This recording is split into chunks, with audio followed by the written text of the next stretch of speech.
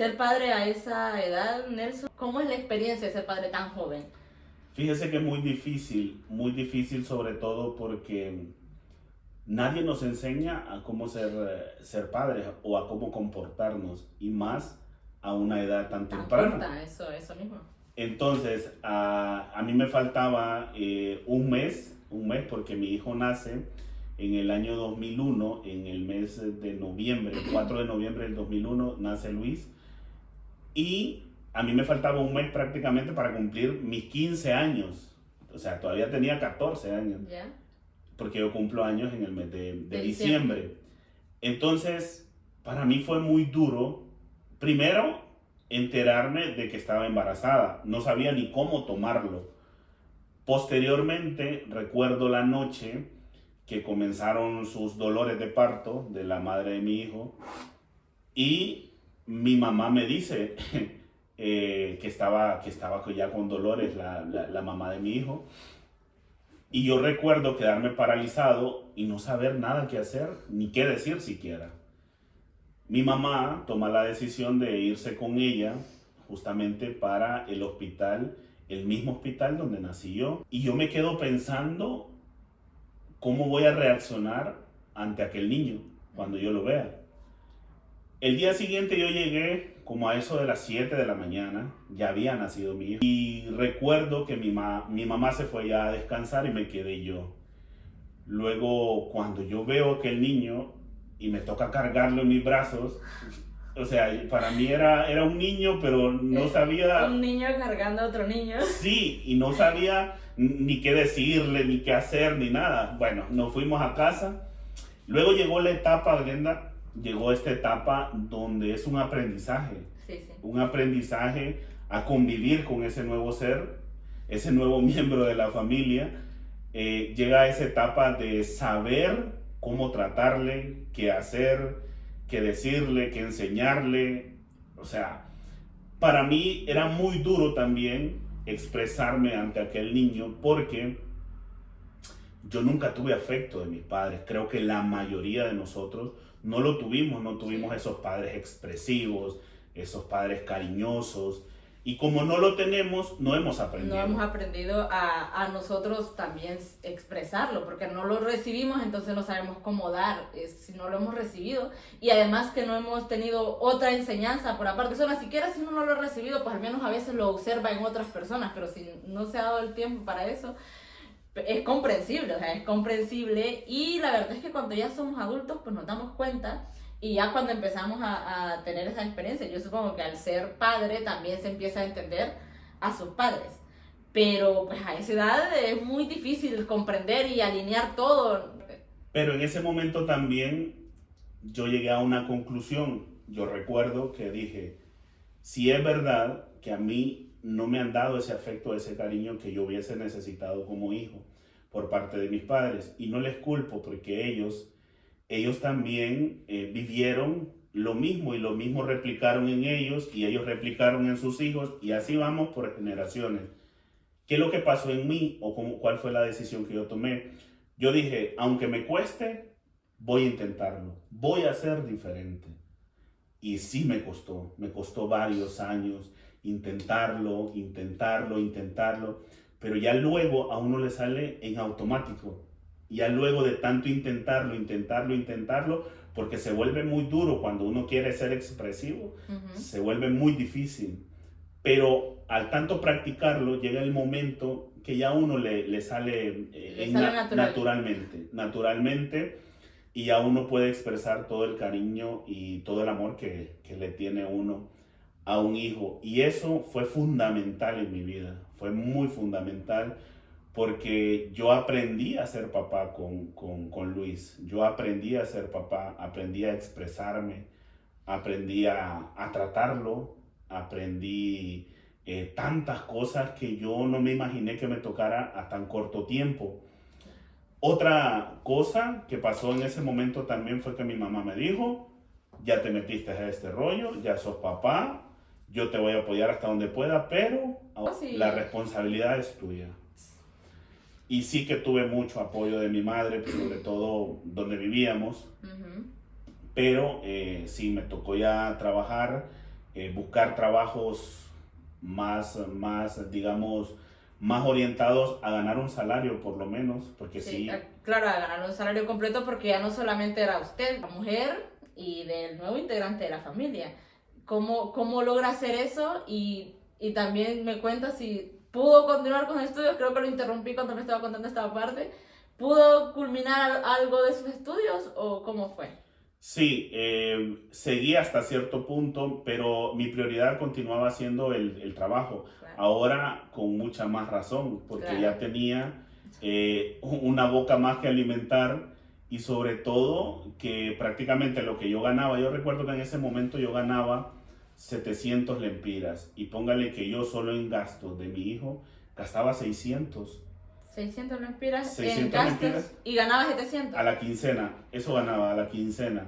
Y gastaba en él 600. O sea, esos 100 lempiras que a mí me quedaban, prácticamente los dividía entre pasajes y poquita y cosa. Comida. Pero nada, porque... Eso para los jóvenes, para los que andan ahí de patita suelta, para que no repitan esas historias, porque aunque vemos que usted salió adelante y todo, no es algo que se le pueda recomendar a alguien, creo yo. Sí, porque resulta que cuando su madre salió del hospital, a ella le detectaron que tenía anemia, yo recuerdo. Entonces, resulta que cuando ella sale de este proceso y quiere amamantar a mi hijo, él ya no quiere.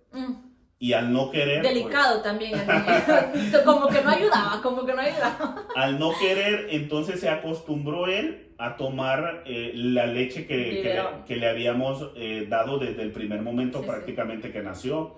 Entonces se acostumbró tanto y solo eso. Claro. Y ya se quedó siempre. Ya él prácticamente, Luis, creo yo que 1 o 2 días sería que lo amamantó su madre. De ahí él tomó leche de... Y está sano y fuerte, ¿no? Sí. Ah, bueno, pues yo eso voy a hacer me voy a hacer la enferma para si de todas formas crece sano y fuerte. Esta parte no la conocía de usted y me alegro que haya salido de todo adelante con todo y eso.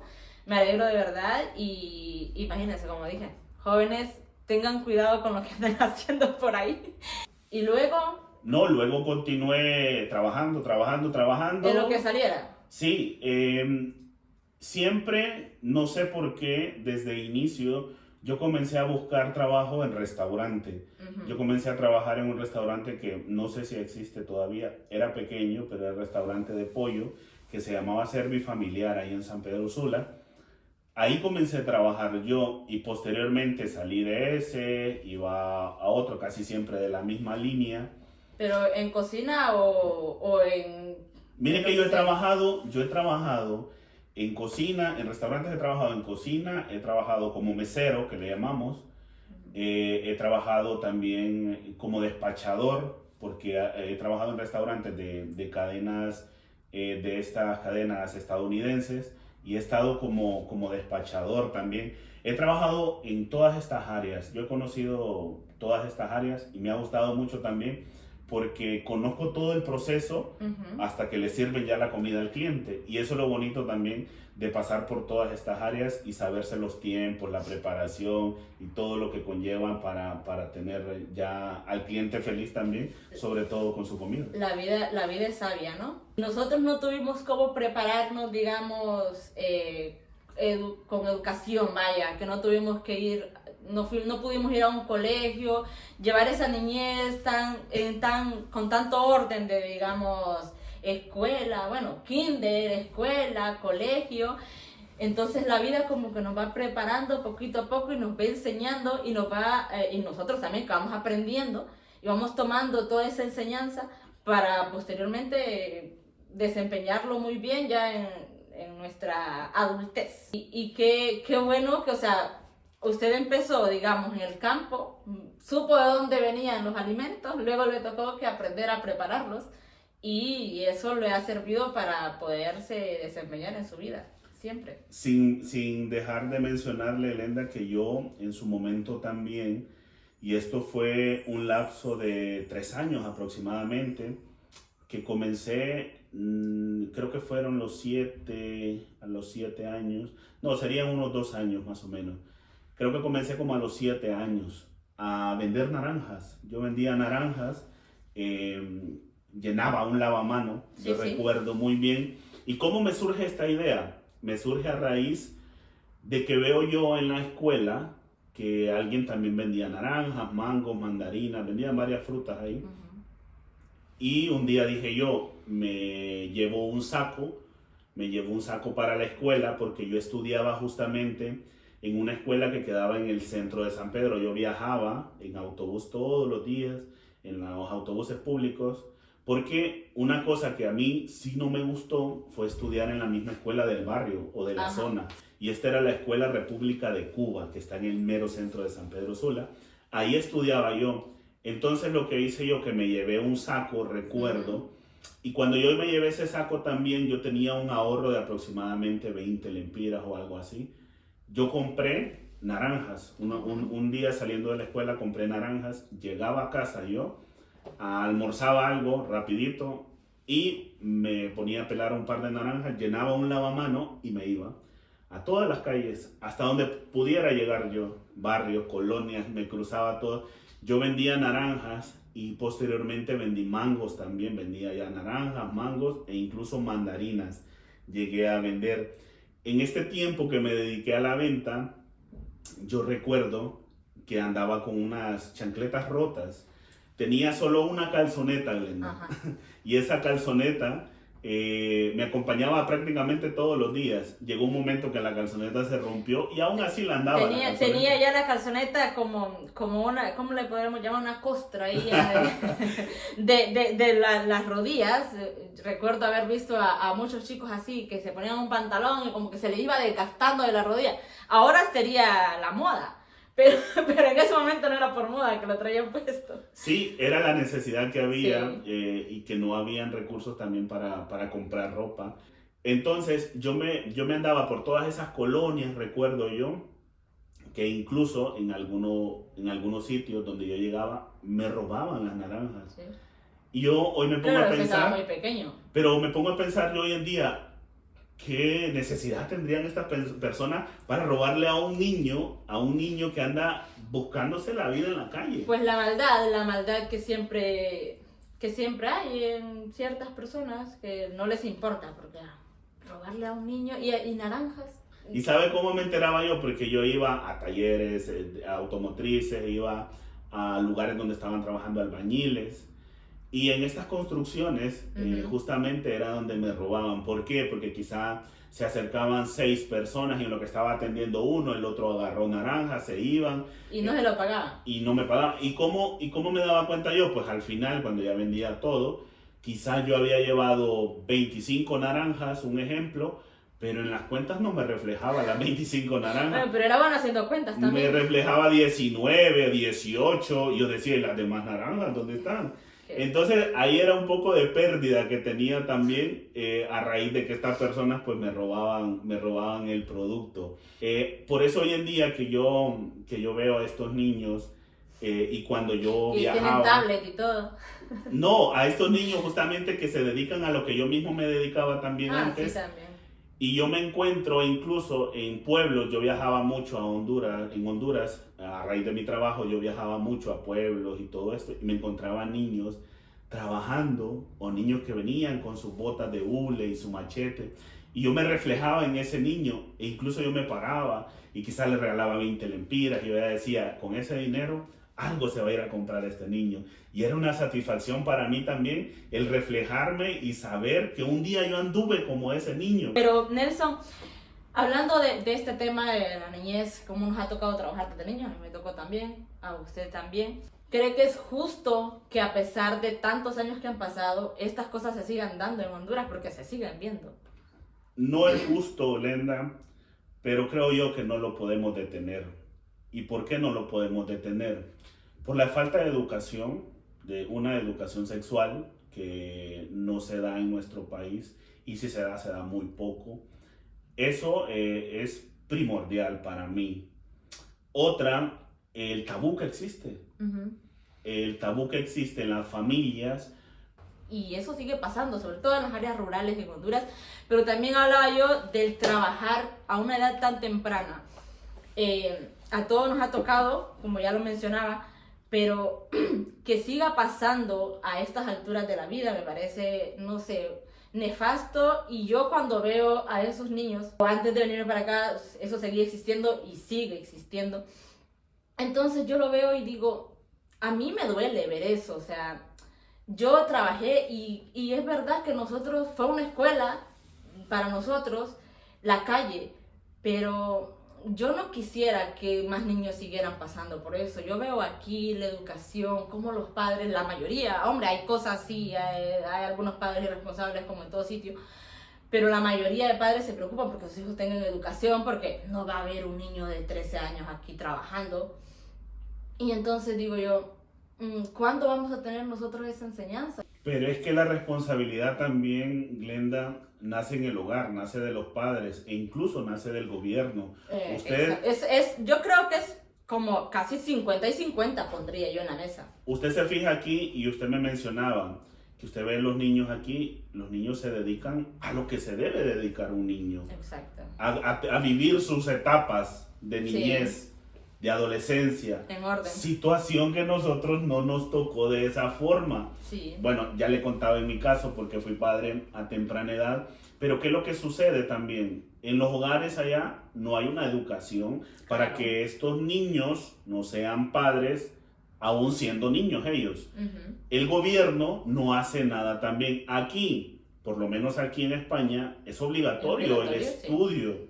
El estudio para aquellos niños. Y de hecho yo he escuchado, nunca lo he visto, pero yo he escuchado que si la policía ve a niños, digamos, es día normal de colegio y todo, y la policía ve niños en la calle, que es horario de clase, si los ve así nada más, o sea, la policía se detiene y les pregunta que por qué no están en el colegio, o llama a sus padres, o les pregunta a sus padres, les exige que den una explicación de por qué esos niños no están en el colegio a esa hora. Le voy a poner un ejemplo. El otro día yo andaba con Anderson y David en una cita médica de ellos justamente. Y los dejé, por alguna situación los dejé que avanzaran ellos adelante y yo iba más atrás. Entramos al metro, a la estación del metro, y cuando ellos van cruzando las máquinas, hubo un guardia de seguridad que los detuvo. Uh-huh. Y les preguntó que con quién iban, que si yo lo estoy viendo todo, pero yo no digo nada para ver hasta dónde llega el guardia. Entonces le pregunta, primero, que por qué no están en la escuela. Yeah. Segundo, que con quién iban, y si iban con algún adulto o andaban solos, pero sí. Él lo detuvo. Entonces ya me acerqué yo y le dije que iban conmigo. Ahora me pregunto yo, como estos niños hubiesen ido solos, a mi criterio, lo que hacen los guardias es llamar a la policía. Sí.